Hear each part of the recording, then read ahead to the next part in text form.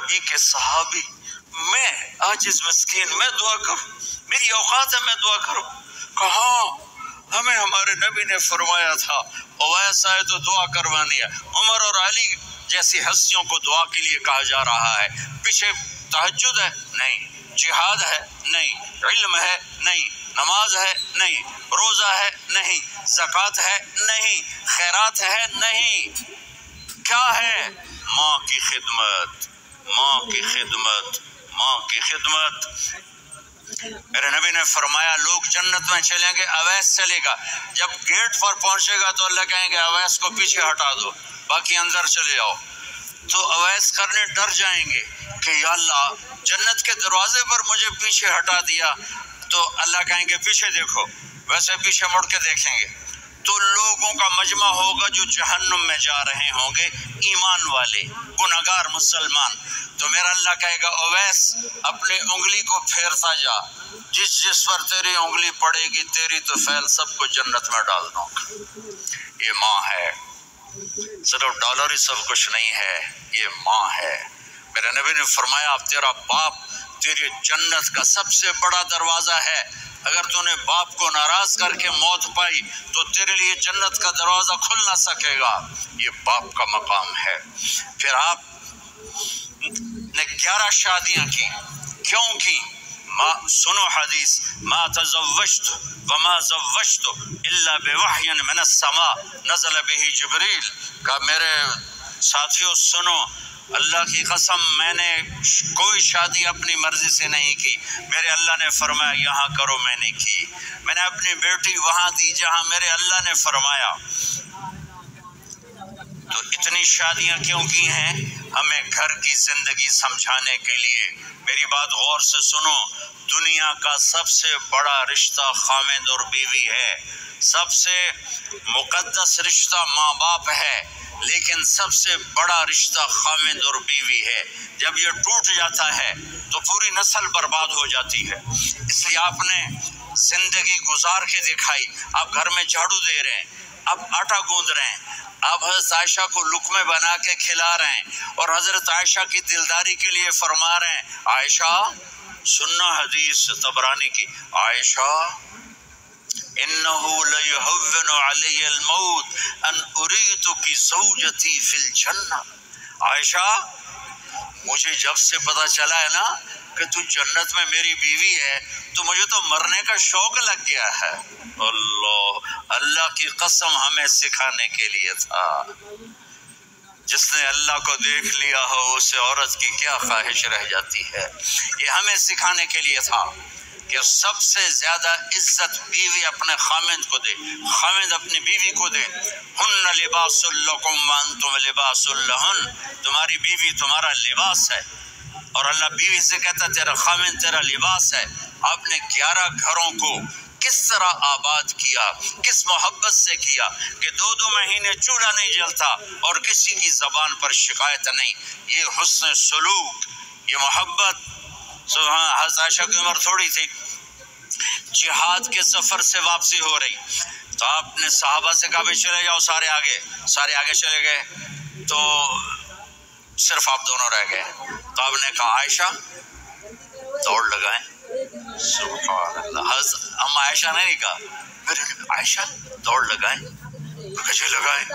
تو کہنے لگے ہمیں دوڑ لگائی، تو کہنے لگے میں آگے نکل گئی آپ پیچھے رہ گئے۔ چند سال گزرے تو پھر ہم جہاد کے سفر سے آ رہے تھے، تو آپ نے کہا صحابہ سے جاؤ بھی چلے جاؤ آگے آگے آگے آگے، وہ غائب ہو گئے۔ پھر آپ نے کہا عائشہ دوڑ لگائیں، تو میں نے کہا جی لگائیں۔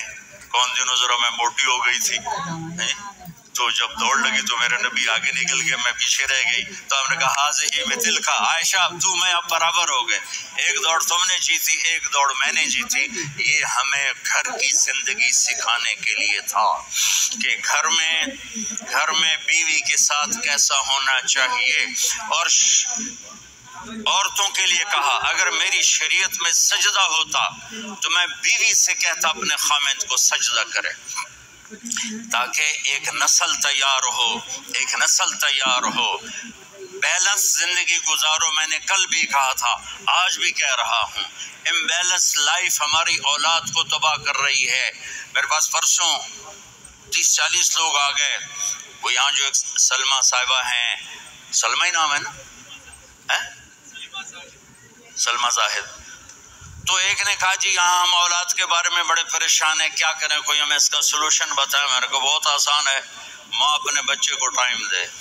نصیحت کی بات نہیں کر رہا ہوں، ٹائم دے. میں نے کل آپ کو شکل بنا کے دکھایا تھا کہ میرے نبی حسن حسین کو کمر پہ بٹھا کے کمرے میں چکر لگاتے ہیں.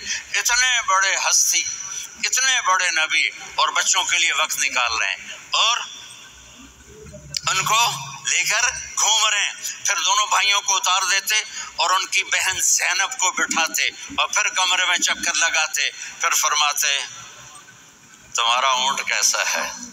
ایک دفعہ آپ سجدے میں گئے، فرض نماز، فرض، اور سجدہ لمبا، اتنا لمبا ہوا کہ صحابہ سمجھے اللہ کے نبی فوت ہو گئے. عبداللہ بن مسعود فرماتے ہیں میں پہلی صف میں تھا تو میں نے یوں کر کے دیکھا، وہ چکر کیے تو دیکھا دونوں بھائی حسن حسین میرے نبی کی کمر پہ چڑھے ہوئے تھے اور میرے نبی نے سجدے سے سر نہیں اٹھایا. یہ کام کرو تو بچے تم سے پیار کریں گے. تم کہتے ہو بچے ہم سے ڈرتے نہیں. میں نے کل بھی کہا تھا ڈائن نہ بنو، ماں بنو، تھانے دار نہ بنو، باپ بنو.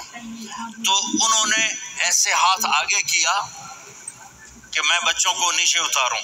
تو مجھے دیکھنا، آپ نے یہاں سے ایسے سجدہ ہوتا ہے نا، تو آپ نے ادھر یا ادھر سے دیکھا کہ ایک ہاتھ آگے آ رہا ہے میرے بچوں کو اتارنے کے لیے، تو آپ نے سجدے میں یوں کیا.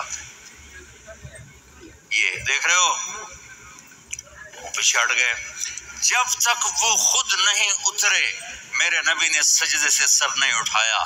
اور جب نماز سے فارغ ہوئے تو ایک دم دونوں کو اپنی گود میں لیا کہ ابی ہما و امی لا تؤذوہما، میری جان قربان ہو ان دونوں پر، یہ میرے جگر کے ٹکڑے ہیں، انہیں دکھ نہ پہنچانا.